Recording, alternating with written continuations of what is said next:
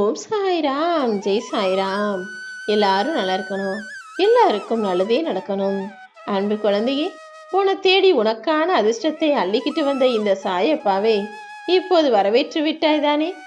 இந்த நாள், இந்த விடியல் நிச்சயமாக உனக்கான சந்தோஷத்தை தரக்கூடிய விடியலாக இருக்க போது. நீ நினைச்சது எல்லாமே இன்னைக்கு நல்லபடியாக நடக்கும் என்ற நம்பிக்கையோட உன் வாழ்க்கையை வாழ தயாராகு. நீ எதிர்பார்த்தது போல உன் வாழ்க்கையை வாழ்றதுக்கு வெற்றி ரொம்ப தூரம் இல்லை. நிச்சயமாக எல்லா விஷயங்களிலும் நீ வெற்றியை பெறுவாய். ஒருபோதும் முயற்சியை மட்டும் கைவிடாதே என்று சொல்லவே. சுயநலம் மிக்க இந்த உலகத்துல ஒரே ஒரு மனிதன் மட்டும்தான் வாழ்றான்னு எல்லாரும் நினைச்சுக்கிறாங்க. ஆனா நீ எப்போதும் பொதுநலத்தோட எல்லாரும் நல்லா இருக்கணுன்ற நினப்போட வாழ்ந்துகிட்டு இருக்க. அப்படி இருக்கக்கூடிய உன்னை எதுவும் குறைவாக நான் கொடுக்கவும் மாட்டேன், அடுத்தவங்க குறை சொல்ல விட்டு விடவும் மாட்டேன். நீ தேடின எல்லா விஷயங்களையும் உன் வாழ்வில் உன் கைகளில் கொண்டு வந்து கொடுப்பதற்காக தான் இப்போது இந்த சாயப்பா உன்னை தேடி வந்திருக்கேன். வாழ்க்கைங்கிறது எதிர்காலத்துக்காக சம்பாதிச்சு சொத்து சேர்த்து வைக்கிற விஷயம் கிடையாது. நிகழ்காலத்தில் இருக்கிற ஒவ்வொரு நாளையும் நிம்மதியாக சந்தோஷமாக ரசித்து அனுபவித்து வாழ்வதுதான் வாழ்க்கை. எல்லார் மேலையும் உண்மையான அன்போடு இருக்கக்கூடிய உன்னை யார் புரிஞ்சுக்கிட்டாலும் சரி, புரிஞ்சுக்கலைனாலும் சரி, இந்த சாயப்பா உன்னை முழுவதுமாக புரிந்தவனாகத்தான் இருக்கேன். எப்பவுமே பிரச்சனைகள் வரும்போது நீ தோல்வி அடைஞ்சிட மாட்ட. எப்போ பிரச்சனைகளை கண்டு பயந்து ஓடி ஒளியணும்னு நினைக்கிறியோ அப்போதுதான் நீ தோல்வி அடைவாய் என்பதை புரிந்து நடந்து கொள். வெற்றிக்கு நீ அடிமையாக இருந்தீனா வெற்றி உனக்கு அடிமையாக இருக்கும். அதாவது வெற்றிக்கு எப்படி நீ அடிமையா இருக்கிறதுன்னு யோசிக்கிறியா?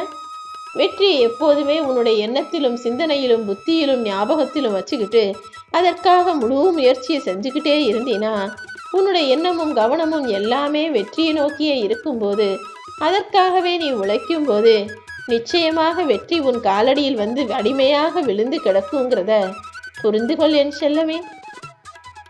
உன்னை சோதிக்கிறது இந்த காலமாக இருந்தாலும் சாயப்பா உன்னை சாதிக்க வைப்பேன். நீ நினைச்ச ஆசைப்பட்ட எல்லா விஷயங்களையும் உனக்கு கொடுத்து உன்னை மகிழ்ச்சியாக வாழ வைக்கதானே நான் இருக்கேன். எப்போதுமே ஒரு தவறு ஒருத்தவங்க செஞ்சுட்டாங்கன்னா அவங்கள மன்னிக்கிறத விடவும் அவங்க செஞ்ச தவறுக்கு தண்டனை கொடுக்கறத விடவும் பொறுமையாக இருந்தீனாதான் நிச்சயமாக எல்லாத்தையும் சமாளிக்க முடியும். பொறுமையாக இருப்பதற்கு தானே அதிக மனபலம் தேவைப்படுகிறது. பிரச்சனைகள் உன்னை அடையாளம் காட்டக்கூடிய கண்ணாடி போலதான். பிரச்சனைகள் வந்தா பயந்து ஓடி ஒதுங்காம இதை எப்படி சரி செய்யலான்னு அதுக்கு தைரியமா எதிரில் நின்னா அதுவே தானாக உன்னை விட்டு விலகி ஓடும். நினைச்சது நடக்கலையே நினைச்சு வருத்தப்பட்டுக்கிட்டு இருக்காம, ஏன் இப்படி நடந்துச்சு நடந்ததையும் நினைச்சு வருத்தப்பட்டுக்கிட்டு இருக்காம, எது நடந்திருந்தாலும் இப்போது எது நடந்தாலுமே கூட எல்லாமே நன்மைக்கேன்னு நினைக்கக்கூடிய ஆளாக இரு. எதை சொல்றதா இருந்தாலும் அடுத்தவர்கள் மனம் மகிழும்படியாக நல்ல வார்த்தைகளை பேசு. எதையுமே நேர்மறையாக எதிர்கொள்ள பாரு. நிச்சயமாக உன் வாழ்க்கை அழகாக இருக்குமே செல்லமே. பொறுமையாக இருக்கக்கூடிய உன் வாழ்க்கையில நீ விரும்பியது எல்லாத்தையுமே உனக்கு அமைச்சு கொடுக்குறேன். ரொம்ப பேசி திகட்டி போகாதே. ஏன்னா எதுக்கெடுத்தாலும் நீ பேசிக்கிட்டே இருந்தீனா ஒரு சிலர் ஏதாவது ஒரு பட்டப்பேர் வச்சு உன்னை ஒதுக்க ஆரம்பிச்சிருவாங்க. அப்படி இல்லைனா நீ பேசதான் லாயக்குன்னு உன்னை மட்டம் தட்ட ஆரம்பிச்சிருவாங்க. எதை எங்க பேசணுமோ எப்படி பேசணுமோ அளவா யோசிச்சு பேசு. நீ ஒருபோதும் யாரையும் வெறுக்கவும் கூடாது, எதை பத்தியும் கவலைப்படவும் கூடாது. யாரிடமாவது எதையாவது எதிர்பார்க்கணும்னாலும் குறைவாக எதிர்பாரு. ஆனா நீ கொடுக்கும்போது அதிகமாக கொடு. எப்போதுமே சிரிச்ச முகத்தோட உன் மனசுக்குள்ள இந்த சாயப்பாவை பற்றிய சிந்தனைகள் இருக்கட்டும்.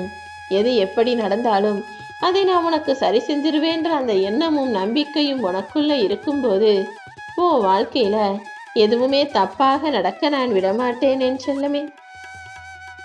உன் சோகத்தை உனக்குள்ளேயே மறைச்சு வச்சுக்கணும். அதை அடுத்தவங்க கிட்ட நீ சொல்றதுனால யாரும் உனக்காக கவலைப்பட போறது கிடையாது. ஆனா நீ அதை உனக்குள்ளேயே மறைச்சு வச்சுக்கிட்டு உன் கவலைகளை என்னிடம் பகிர்ந்து கொள்ளும் போது அதை இந்த சாயப்பா நிச்சயமாக சரி செய்வேன். நேரத்துக்கும் காலத்துக்கும் முக்கியத்துவம் நீ கொடுத்தே ஆகணும். ஏன்னா ஒரு முறை 1 மணி நேரம் கடந்து போயிடுச்சுன்னா மீண்டும் அந்த நிமிஷம் திரும்ப வரப்போறதில்ல. அதனாலதான் ஒவ்வொரு நிமிஷத்தையும் ஒவ்வொரு மணி நேரத்தையும் சரியாக பயன்படுத்திக்கோன்னு சொல்றேன். தனியாக இரு, தனிப்பட்டவனாக இரு. ஏன்னா உனக்கு துணையா யாரும் வந்து நிற்கணும், கடைசி வரைக்கும் உன் கூடவே இருக்கணும்னு யாரும் வரப்போறதில்ல. அதே போல நீ தனியாக தனித்துவம் மிக்கவனாக இருக்கும் பட்சத்தில் நிச்சயமாக நீ ஜெயிப்ப. உன் வாழ்க்கையில எதுவுமே நிரந்தரம் இல்லைன்னு உனக்கு புரிஞ்சிடுச்சு தானே? நீ எதிர்பார்த்த வெற்றிகளையும் சந்தோஷங்களையும் சீக்கிரமே உன் கைகளில் தர்றேன்.